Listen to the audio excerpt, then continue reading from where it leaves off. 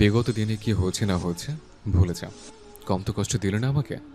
গত 6টা মাস আমার থেকে দূরে থাকলে এখনই কিন্তু আমাকে শাস্তি দেওয়া শেষ হয়নি। ত্রয়ী চুপ করে রইল, জবাব দিল না কোনো। শীর্ষ একটু এগিয়ে এসে ত্রয়ীর একটা হাত ধরল, মোলায়েম কণ্ঠে বলল, এখন আমার সাথে ফিরে চল আমার বাড়িতে। ত্রয়ী শীর্ষের হাতের বাঁধন থেকে নিজের হাতটা ছাড়িয়ে নিল, কঠিন কণ্ঠে বলল, আমি কোথাও যাব না, আমি এইখানেই থাকবো। না, তুই আমার সাথে যাবে। শীর্ষের মেজাজ বিগড়াল, দাঁতে দাঁত পিষে চিবিয়ে চিবিয়ে বলল, শেষবারের মতো বলছি, বাড়ি ফিরে চল। না, যাব না আমি। ত্রয়ীর শক্ত কণ্ঠস্বর।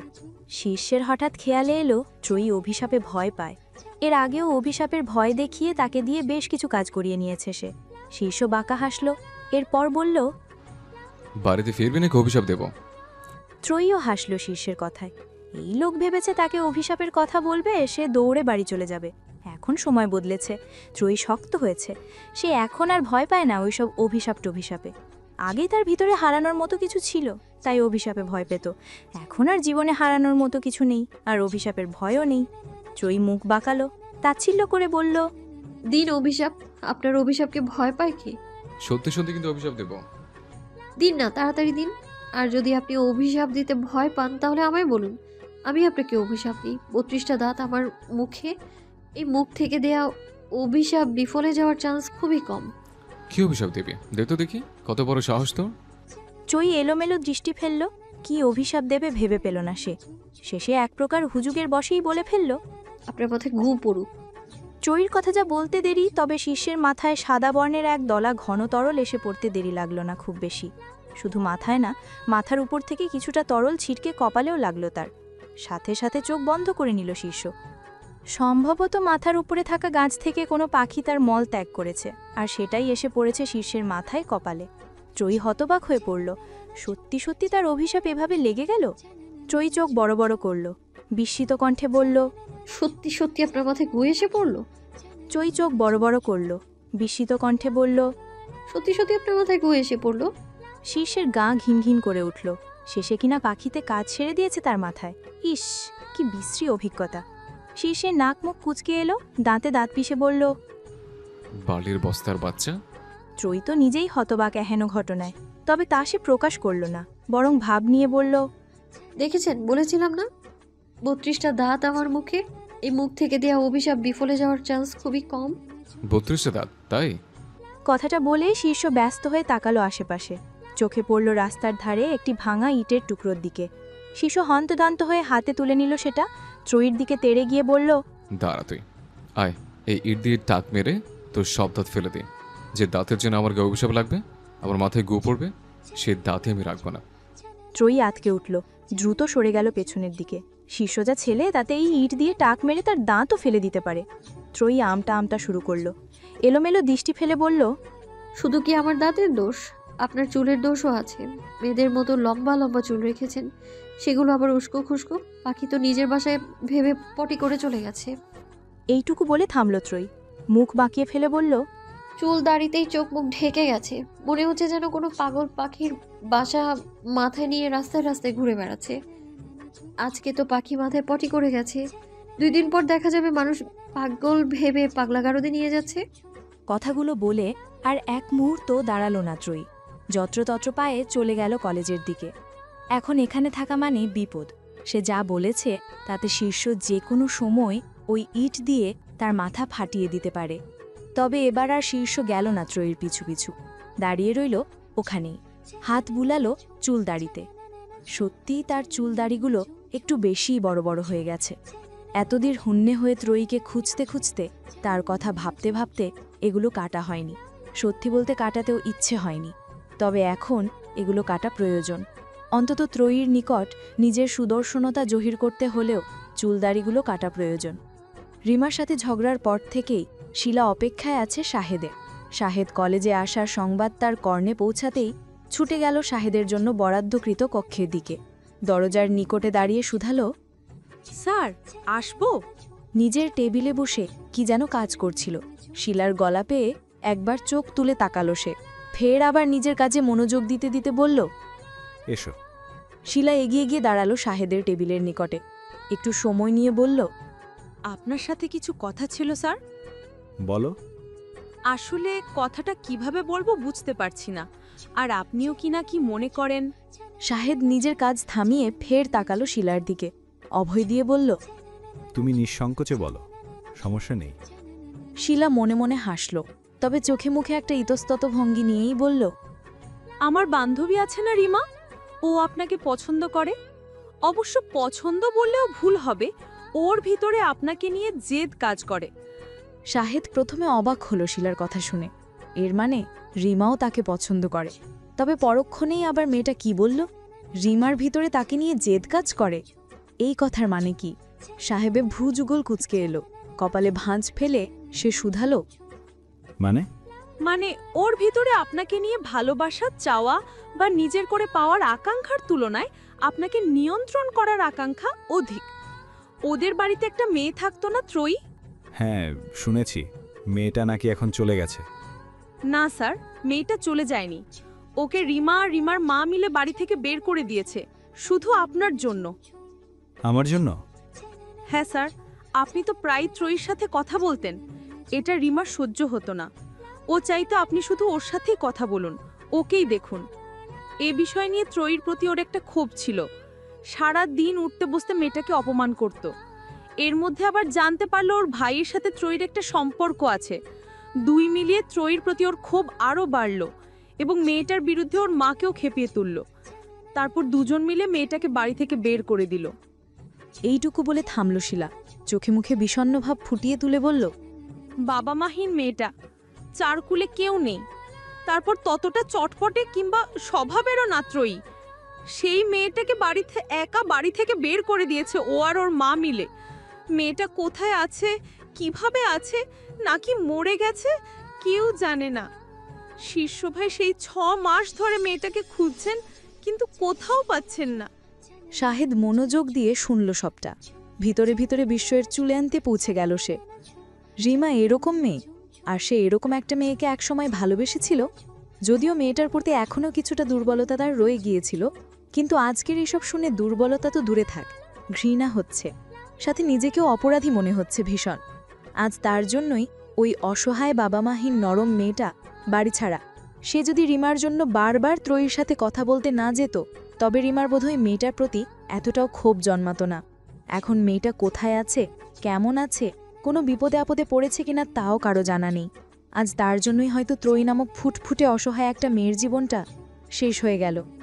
শিলা শাহেদের মুখাবয়ব দেখে বুঝে নিল তার ভিতরটা। মনে মনে বিশ্বজয়ের হাসি হাসল সে।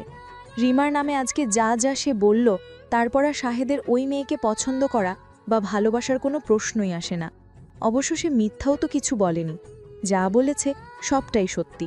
সত্যিই তো রিমা এমনটা করেছে, বিনা দোষে ত্রয়ীকে বাড়ি থেকে বের করে দিয়েছে। মধ্য দুপুর, আকাশে সূর্যটা তার আলো ছড়াচ্ছে তেজ নিয়ে। রবি একা একা শুয়ে আছে বিছানায়। শীর্ষ সেই যে সকালে ত্রয়ীর পিছু পিছু বেরিয়েছে, এখনও ফেরেনি। নয়ন আর আলভিও কোথায় যেন বেরিয়েছে।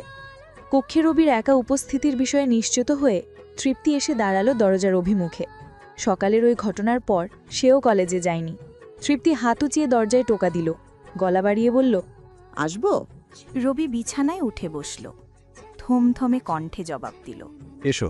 তৃপ্তি দরজা ঠেলে ভিতরে ঢুকল। রবি পূর্বের ন্যায় গম্ভীরতা ধরে রেখে শুধালো। কি যাই? তৃপ্তি মাথা নুইয়ে নিল, আমতা আমতা করে বলল, দুঃখিত। কেন? সকালে আপনার সামনে পা দেওয়ার জন্য। আমি পা না দিলে আপনিও পড়ে যেতেন না আর ব্যথাও পেতেন না। এখন অনুতপ্ত? হুম। যদি আমি মাফ না করি? তৃপ্তি ছলছল নয়নে তাকাল। রবি ভড়কে গেল, ব্যস্ত হয়ে বলল, আরে আরে, কাঁদছো কেন? আমি তো তোমার সাথে মজা করছিলাম।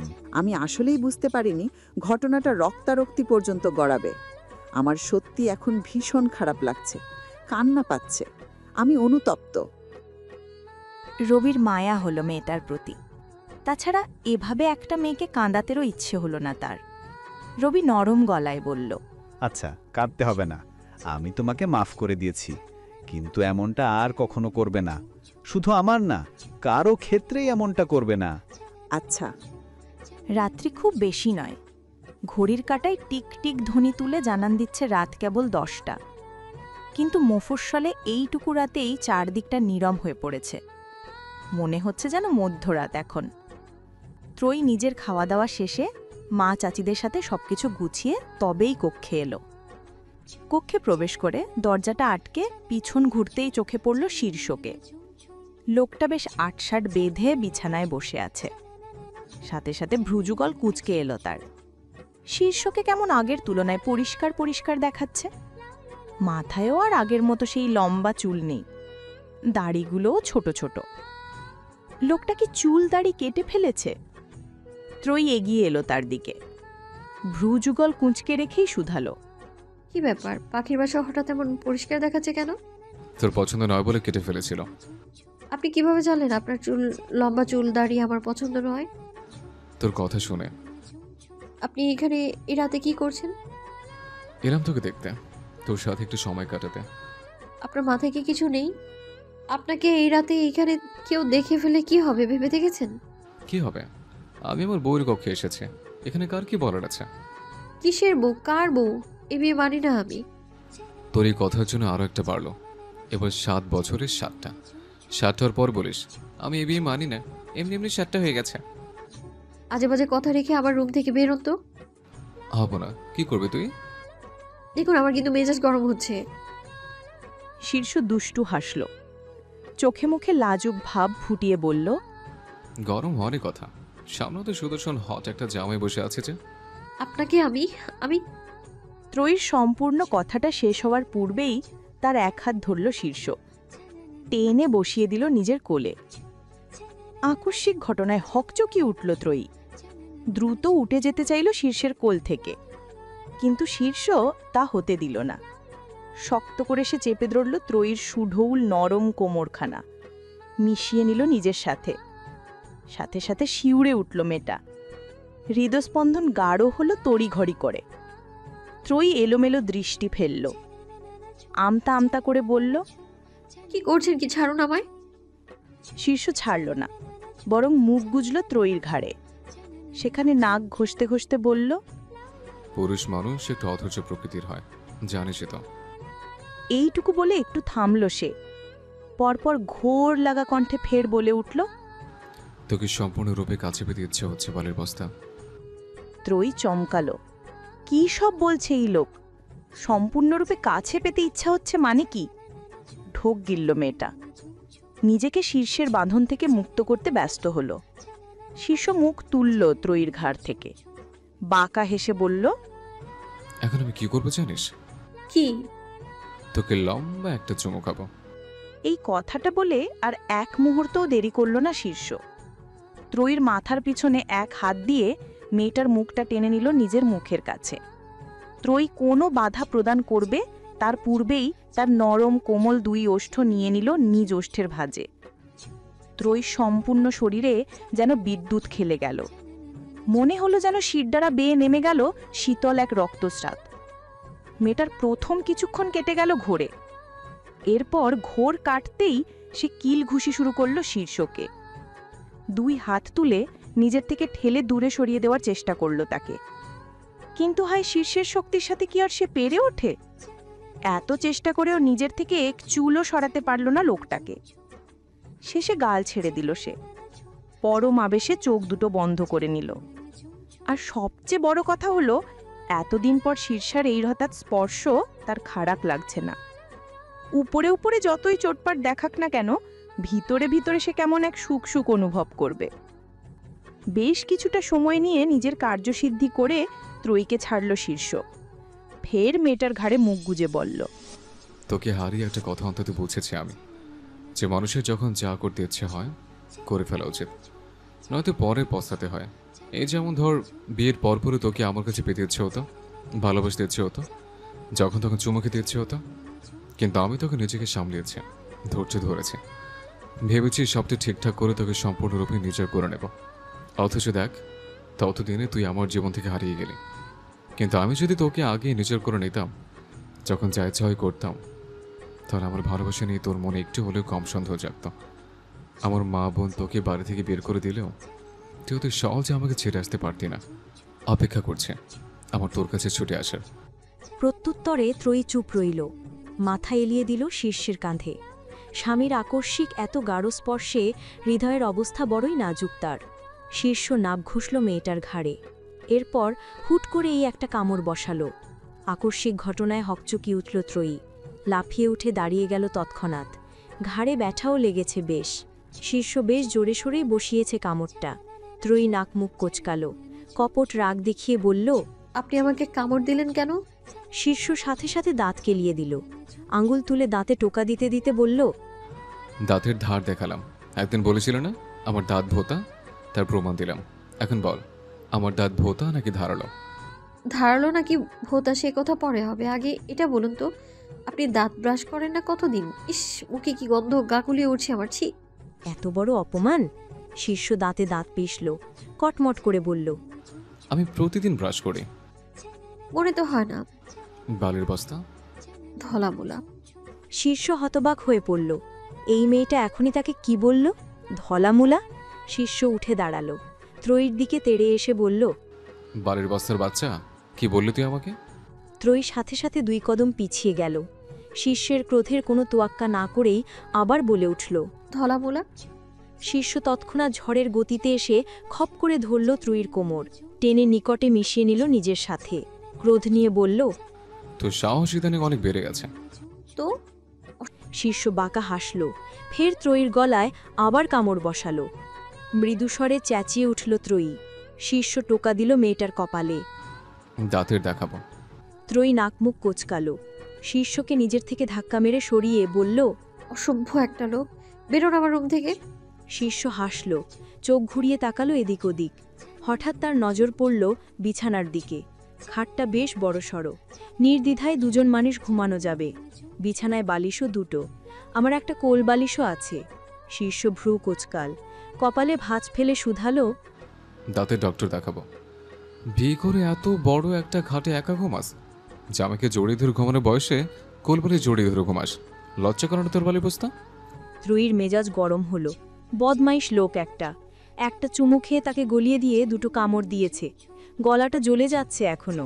আবার বলছে দাঁতের ধার দেখাচ্ছি। ত্রয়ী রেগে মেগে ধরল শীর্ষের এক হাত।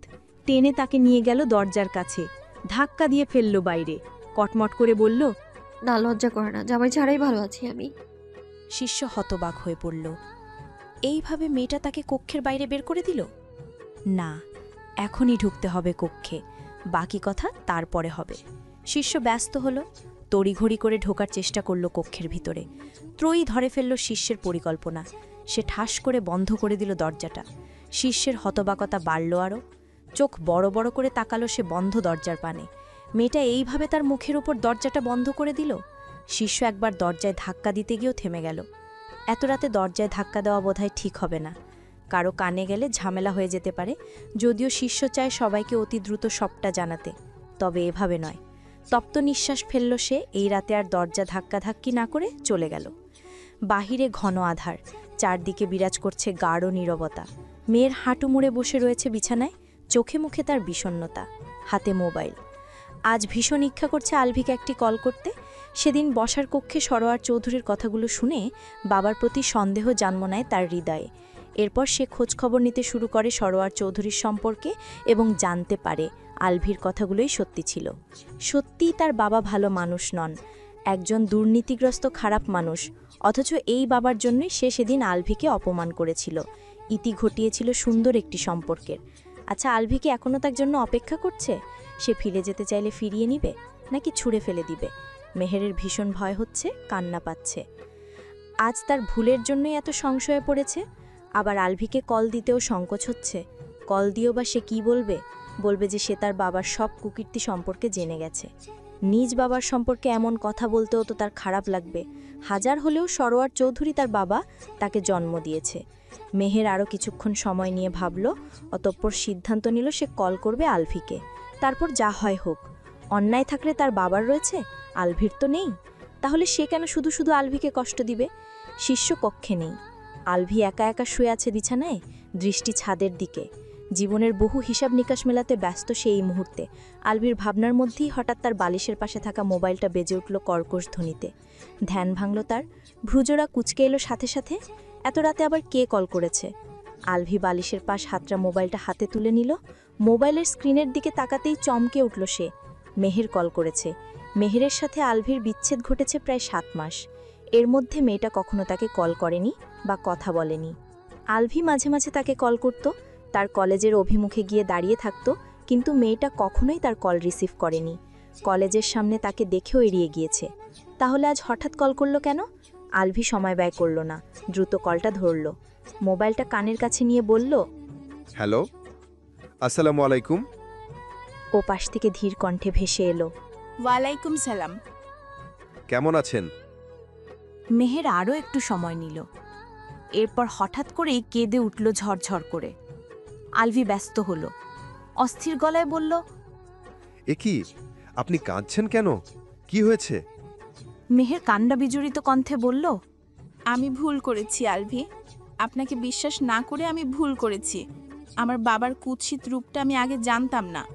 আমি ভাবতাম আমার বাবা সৎ এবং আদর্শবান একজন মানুষ। তিনি বাহ্যিক দৃষ্টিতে আমাদের এটাই দেখিয়েছেন, বুঝিয়েছেন। আমরাও তাকেই বিশ্বাস করেছি। তাই সেদিন আপনার কথাগুলো আমার কাছে মিথ্যা মনে হয়েছিল। আমি আপনাকে অবিশ্বাস করেছি, ফিরিয়ে দিয়েছি। আমাকে মাফ করে দিন আলভি। আলভির হৃদয় শীতল হলো। যাক, মেয়েটা অবশেষে সব সত্যি জানতে পেরেছে।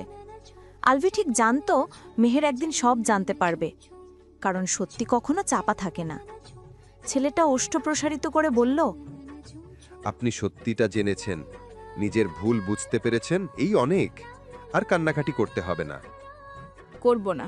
আগে বলুন আপনি আমাকে মাফ করেছেন। মাফ করতে পারি একটা শর্তে। কি শর্তে? ভালোবাসি বলুন। মেহের লজ্জা পেল, লাজুক স্বরে বলল, ভালোবাসি আলভি। আমিও আপনাকে ভালোবাসি মেহের। তোর গলায় ওগুলো কিসের দাগ আপু? ত্রয়ী অপ্রস্তুত হলো। গতকাল রাতে যে শীর্ষ তার গলায় কামড় দিয়ে দাগ বসিয়ে ফেলেছিল, তা তো এক প্রকার সে ভুলেই বসেছিল। ত্রয়ী দ্রুত ওড়না দ্বারা গলাটা ঢেকে নিল। আমতা আমতা করে বলল, কই, কিসের দাগ? কোনো দাগ নেই তো। আমি স্পষ্ট দেখলাম, মনে হলো যেন কোনো মানুষের দাঁতের দাগ। তৃপ্তি কণ্ঠে জোর দিয়ে বলল কথাগুলো। রবি, আলভি এবং নয়নের খাওয়া থেমে গেল তৎক্ষণাৎ। তিনজনই একযোগে ঘুরে তাকালো শীর্ষের দিকে। শীর্ষ অপ্রস্তুত হলো কিঞ্চিত। নিজের বউকে ভালোবেসে 2-1টা কামড় দিয়েও বা বাইট দিয়েও শান্তি নেই। ভাগ্যিস এখানে বড়রা কেউ নেই, নয়তো আজ মান ইজ্জত নিয়ে টানাটানি লেগে যেত। শীর্ষ একটু কেশে গলা পরিষ্কার করলো, অতঃপর থমথমে কণ্ঠে বলল, কি সমস্যা? তোরা আমার দিকে এভাবে তাকিয়ে আছিস কেন? দাঁতের সাইজ, ধার, দৈর্ঘ্য এবং প্রস্থ বোঝার চেষ্টা করছি আর কি। রবির কথাটা শেষ হতে না হতেই শীর্ষ অগ্নিদৃষ্টিতে তাকালো তাদের দিকে। সাথে সাথে চুপসে গেল তিনজনই, আর বলল না কিছুই। সূর্যের আলোয় উদ্ভাসিত দিন, চারদিকে ছড়িয়ে পড়েছে ব্যস্ততা। ত্রয়ী কলেজের জন্য বেরিয়েছে, আর প্রতিদিনের ন্যায় শীর্ষও তার পিছু নিয়েছে। এ যেন এখন তার নিত্যকর্ম হয়ে দাঁড়িয়েছে। কিন্তু কলেজের কাছাকাছি যেতেই হঠাৎ ত্রয়ীর নাম ধরে ডাক পড়ল। ত্রয়ী পিছন ঘুরল, দেখতে পেল এক তরুণ তার দিকেই দৌড়ে আসছে। ত্রয়ীও ওষ্ঠ প্রসারিত করল, হাত উঁচিয়ে বলল, আরে তাসিন, কেমন আছো? তাসিন নামক ছেলেটা দৌড়ে এসে দাঁড়ালো ত্রয়ীর মুখোমুখি। হাঁপাতে হাঁপাতে বলল, তোমার জন্য কতক্ষণ ধরে অপেক্ষা করছি আপু, তুমি কেবল এলে। পরপর তাসিন তার কাঁধে ঝুলানো ব্যাগ ঘেটে একটা খাতা বের করল। সেটা ত্রয়ীর দিকে বাড়িয়ে দিয়ে বলল, তারিন আপু একটু অসুস্থ, তাই আজ আসতে পারেনি। আমাকে বলল এটা তোমাকে দিয়ে দিতে। তারিন ত্রয়ীর বান্ধবী। গতকাল রাতে মুঠোফোন যোগে তার কাছে একটি নোট চেয়েছিল ত্রয়ী। নোটটা বেশ জরুরিই ছিল, তাই তারিন অসুস্থতার কারণে কলেজে না আসতে পারলেও ভাইকে দিয়ে পাঠিয়ে দিয়েছে। যদিও তাসিন তাদের থেকে ছোট, তবে দেখতে বড় মনে হয়। ত্রয়ী এক টুকরা হাসি উপহার দিল তাসিনকে। হাতের নোটটা উল্টে পাল্টে দেখে বলল, ধন্যবাদ তোমাকে। আচ্ছা, আমি তাহলে এখন আসছি, ওদিকে আবার আমার ক্লাস শুরু হয়ে যাবে। আচ্ছা। তাসিন চলে গেল। শীর্ষ ছিল তাদের থেকে একটু দূরে। ফলস্বরূপ দুজনের কথোপকথন না শুনলেও এইটুকু দেখল যে ত্রয়ী একটি ছেলের সাথে হেসে হেসে কথা বলছে। অন্তর জ্বলে উঠল তার। এমনি ত্রয়ীকে নিয়ে তার হৃদয়ে হিংসাত্মক মনোভাব সর্বদাই একটু বেশি। শীর্ষ এগিয়ে দাঁড়ালো মেয়েটার পাশে, থমথমে কণ্ঠে শুধালো, ছেলেটাকে?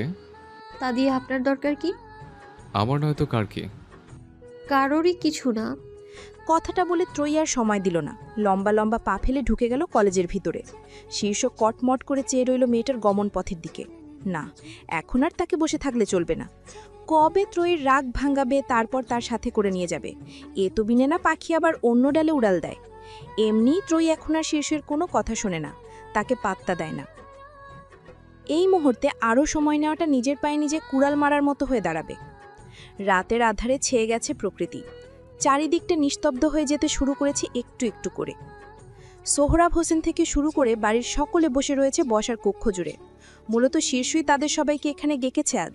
সোহরাব হোসেন তাকালেন শীর্ষের দিকে, সন্দিহান কণ্ঠে শুধালেন, আমাদের সবাইকে এখানে ডেকেছো কেন বাবা? কিছু বলবে কি? শীর্ষ এক পলক তাকালো ত্রয়ীর দিকে, তপ্ত নিঃশ্বাস ফেলে বলল, জি আঙ্কেল, আপনাদের সাথে আমার জরুরি কিছু কথা আছে। ত্রয়ী পাশেই এক কোণে দাঁড়িয়ে রয়েছে, হৃদয়ে শঙ্কারা বাসা বেঁধেছে তার। শীর্ষ সবাইকে কি বলার জন্য ডেকেছে এখানে? তার অতীত, তার সাথে শীর্ষের বিয়ে, সবটা সবাইকে বলে দিবে না তো?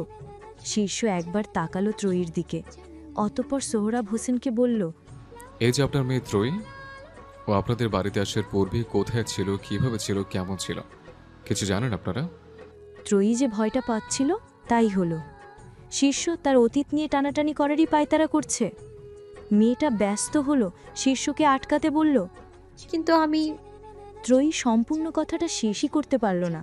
তার আগেই সোহরাব হোসেন বললেন, যতদূর জেনেছি বা শুনেছি, ত্রয়ী ছোটবেলা থেকে ওর দাদির কাছে ছিল। তিনি ওকে মানুষ করেছেন।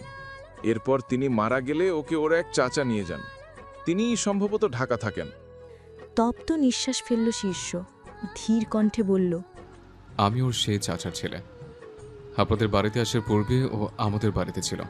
শীর্ষের কথা শুনে অবাক হলো সোহরাব হোসেন এবং বাড়ির অন্যান্য সদস্যরা। সোহরাব অবাক স্বরেই বললেন, তোমাদের বাড়িতে?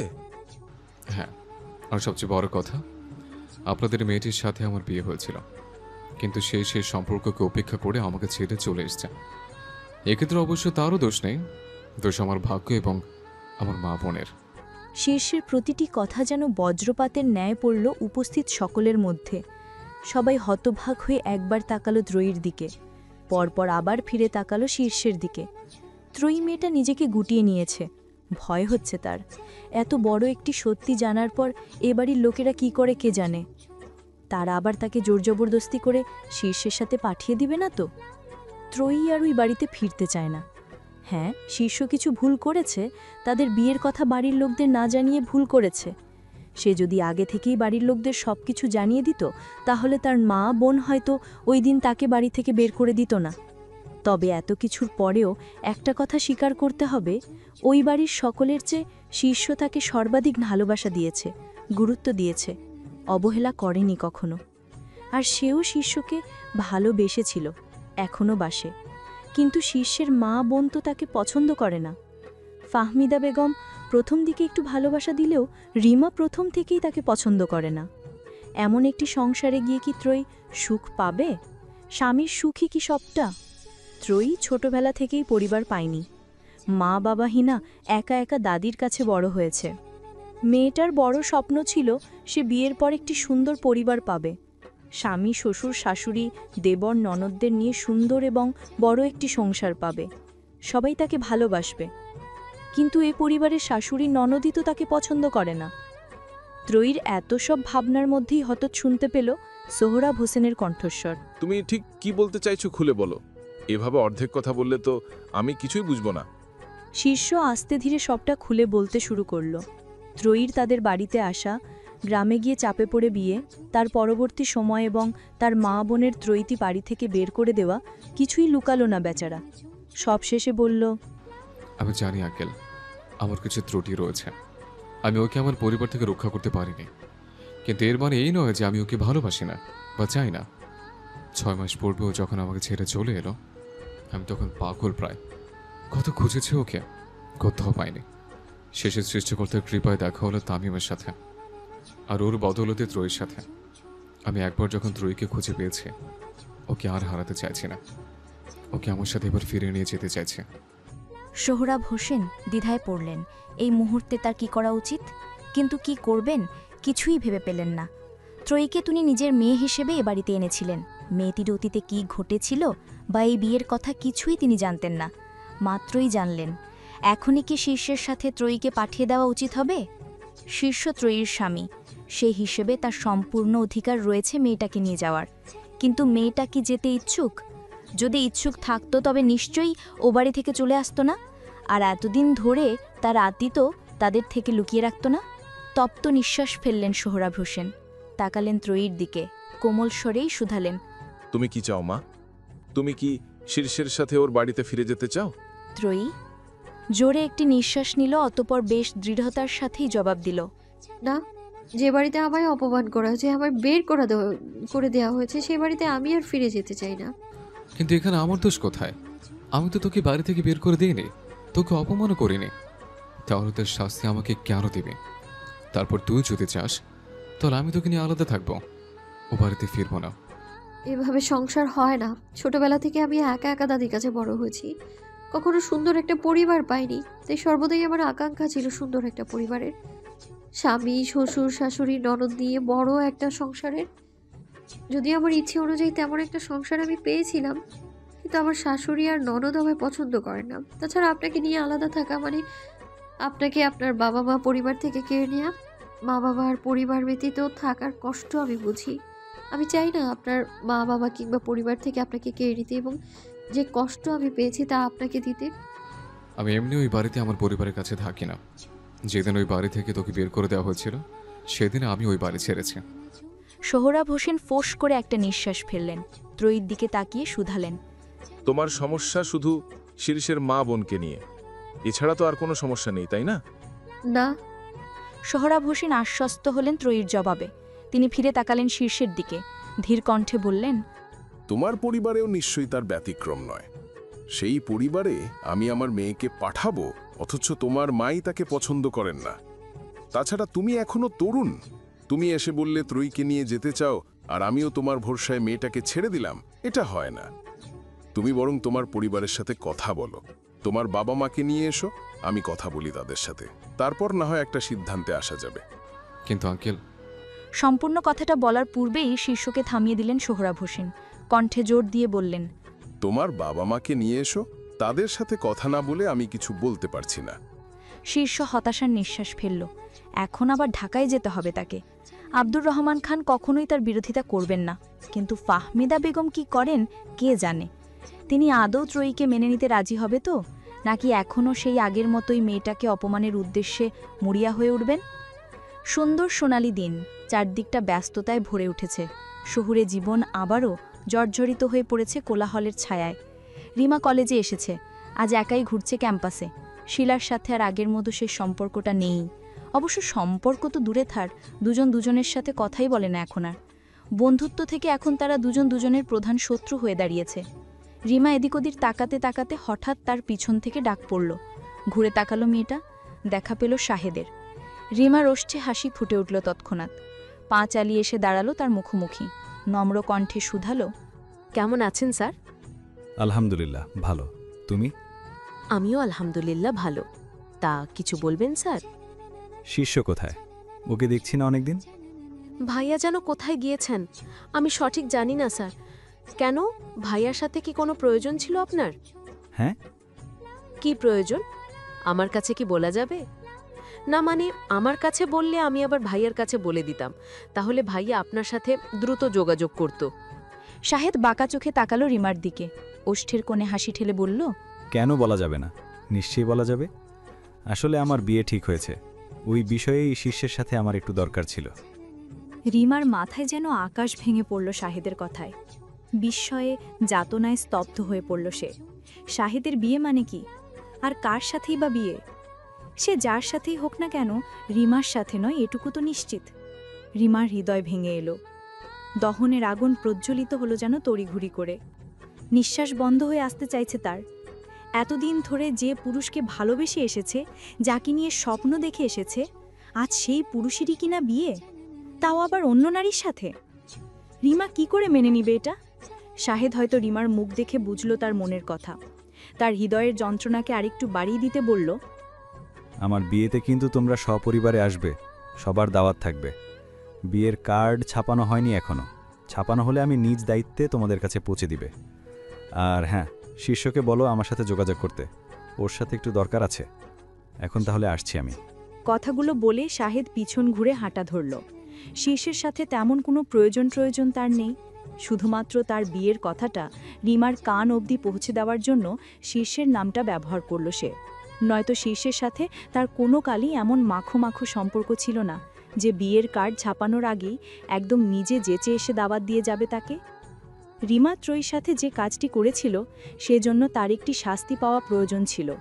আর ত্রয়ীকে অপমান, তাকে বাড়ি ছাড়া করার ঘটনাটা যখন শাহেদকে কেন্দ্র করেই ঘটিয়েছিল মেয়েটা, তখন শাহেদ চেয়েছিল সে নিজেই রিমাকে এর একটা শাস্তি দিবে, আর দিয়েও দিল।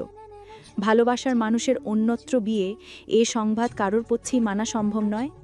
সে হিসেবে রিমার পক্ষেও সম্ভব হবে না। গভীর যন্ত্রণায় নিপতিত হবে সে।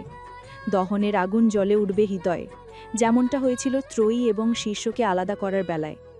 ত্রয়ী এবং শীর্ষ তো এতদিন ধুকল, কষ্ট সহ্য করল, এবার না হয় সে কষ্ট রিমাও সহ্য করুক, একটু বুঝুক ভালোবাসা হারানোর যন্ত্রণাটা কি।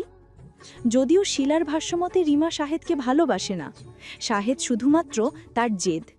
সেক্ষেত্রেও শাহেদের বিয়ের সংবাদে জেদ ভাঙার চরম আক্রোশে পড়বে রিমা। কিন্তু সে আক্রোশ মিটানোর মতো কিছুই করার থাকবে না তার, শুধু নিজের ভিতরে আবদ্ধ করে রাগে জেদে ফুঁপিয়ে উঠবে। শাহেদ চলে গেল। রিমা কাঠের পুতুলের ন্যায় দাঁড়িয়ে রইল ওই স্থানেই। এখনও যেন তার বিশ্বাস হচ্ছে না শাহেদের কথাগুলো। ভীষণ কষ্ট হচ্ছে, এ কোন পাপের শাস্তি সে পাচ্ছে। তবে কি ত্রয়ীর সাথে করা অন্যগুলোর শাস্তিই ফিরে আসছে তার কাছে? এখন রিমা কি করবে, কোথায় যাবে, কার কাছে যাবে? ভালোবাসা হারানোর তীব্র ব্যথা সে সইবে কিভাবে? রিমার ইচ্ছে হলো এখনই এখানে বসে পড়তে, চিৎকার করে কেঁদে উঠতে। রাতের আঁধারে ছেয়ে যাচ্ছে চারপাশ, সোডিয়ামের কৃত্রিম আলোয় আলোকিত হয়ে উঠেছে শহরের বুক। দীর্ঘ জার্নির পর কেবলই শীর্ষ, রবি, আলভি এবং নয়ন ঢাকায় এসে পৌঁছালো। অবশ্য গতকাল রাতে সোহরাব হোসেনের সাথে কথা বলেই তারা রওনা দিতে চেয়েছিল ঢাকার উদ্দেশ্যে, কিন্তু সোহরাব হোসেন এবং তামিমরা তা হতে দেয়নি। তারা আজ সকালে খাইয়ে দাইয়ে তবেই ছেড়েছে। রাত প্রায় ৮টা। শীর্ষদের বাড়ির অভিমুখে একটি ট্যাক্সি এসে থামল।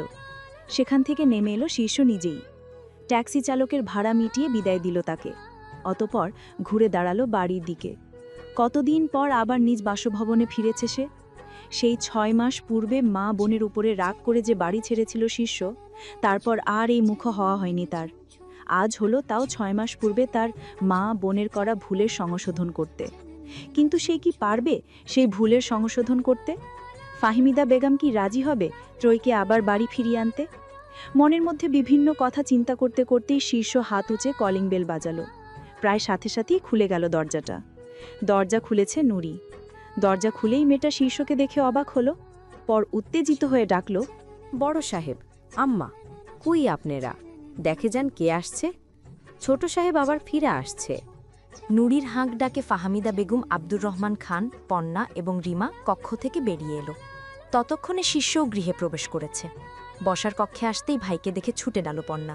উচ্ছ্বাস নিয়ে বলল, ভাইয়া, তুমি ফিরে এসেছো? কতদিন দেখি না তোমায়। এতদিন পর ছেলেকে দেখে আবেগে আপ্লুত হয়ে পড়লেন ফাহমিদা বেগমও। আখিদয় ভরে উঠল তার।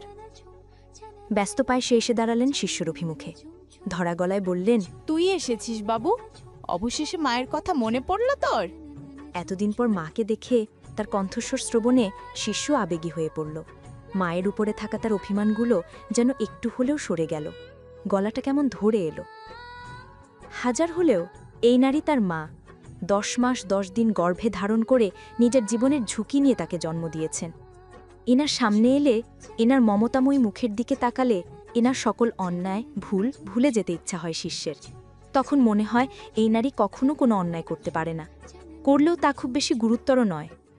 শিষ্য মূলত এই কারণে এই কয় মাস বাড়িতে ফিরেনি, কারণ তার হৃদয়ে মা বোনের প্রতি যত ক্রোধ অভিমানী থাকুক না কেন, এদের অভিমুখে এলে, এদের কণ্ঠস্বর শুনলে সবটা সে ভুলে যেতে পারে। এনাদের সামনে এলেই ইচ্ছা হবে এদের ক্ষমা করে দিতে। শিষ্য যেমন ত্রয়ীকে ভালোবাসে, তেমন তার মা বোনকেও তো ভালোবাসে। সেই ভালোবাসার মায়ায় সে যে কোনো সময় অন্ধ হয়ে যেতে পারত, যা ত্রয়ীর সাথে অন্যায় হতো। তাই সে সবার থেকে নিজেকে দূরে সরিয়ে নিয়েছিল। শিষ্য তাকাল মায়ের অস্ত্রসিক্ত মুখ পানে। ধীর গলায় শুধালো। কেমন আছো মা? ফাহমিদা বেগম নাক টানলেন। ছেলের গায়ে মাথায় হাত বুলিয়ে দিতে দিতে বললেন, আলহামদুলিল্লাহ ভালো। তুই কেমন আছিস? নিশ্চয় খাওয়া দাওয়া ঠিকভাবে করিস না? আগের থেকে কতটা শুকিয়ে গেছিস? শিষ্য হালকা হাসল। তার মা কেমন সামান্য একটু সময়ের দেখাতেই বুঝে নিয়েছে তার ওজন কমেছে। অথচ এই মাই তার সেদিন সুখের চিন্তা করল না। কি হতো ত্রয়ীর কথাগুলো একটু বিশ্বাস করলে? বা বিশ্বাস না করতে পারলে তার আশার অপেক্ষা করত? বা তাকে কল করে জিজ্ঞেস করত সবটা? সেদিন যদি ফাহমিদা বেগম নিজের মেয়ের কথায় না নেচে শিষ্যকে অন্তত একটা কল করত, তাহলে আজকের এই দিন দেখতে হতো না। আজ হয়তো মা, বাবা, স্ত্রী এবং বোনদের নিয়ে একটি সুখের সংসার থাকত তার। শিষ্য দীর্ঘশ্বাস ছাড়ল। এর মধ্যে আব্দুর রহমান খানও এগিয়ে এলেন ছেলের দিকে। চারদিকে নজর বুলিয়ে বললেন, ত্রয়ী কোথায়? ওকে নিয়ে আসনি? শীর্ষ বরিশাল থাকাকালীন বেশ কয়েকবারই অফিসের বিভিন্ন কাজের বিষয়ে কথা বলেছিল আব্দুর রহমান খানের সাথে। তখনই সে বাবাকে জানিয়েছিল ত্রয়ীকে খুঁজে পেয়েছে, তাকে আনতে গেছে সে। তবে আব্দুর রহমান খান কথা জানাননি বাড়ির কাউকেই। ফলস্বরূপ ত্রয়ীর কথা শুনে অবাক হলেন বাড়ির বাকি সকলে। ফাহমিদা বেগম কণ্ঠে বিস্ময় নিয়ে শুধালেন,